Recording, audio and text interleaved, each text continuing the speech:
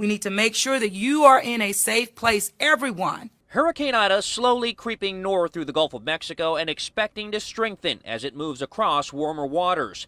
Its projected path making landfall near New Orleans Sunday night, and for that reason, residents are preparing as best they can.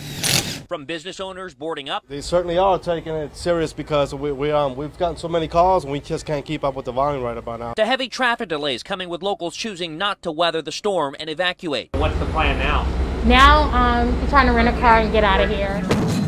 Floodgates closed in coastal Louisiana and in Jefferson Parish as sewer and water board officials prepare for storm surge and possible flooding. And what are you hearing about the storm?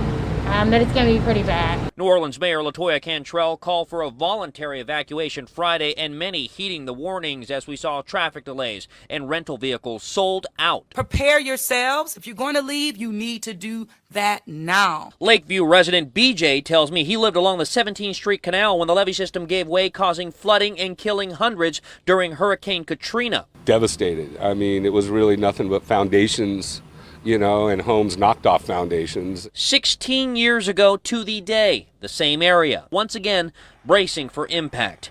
Their hope, the $14 billion levee system in place now, will protect them from Hurricane Ida. Yeah, I mean, I think it's a strong levee that they built it because since it was the one that really failed, I think that they focused on that a little bit.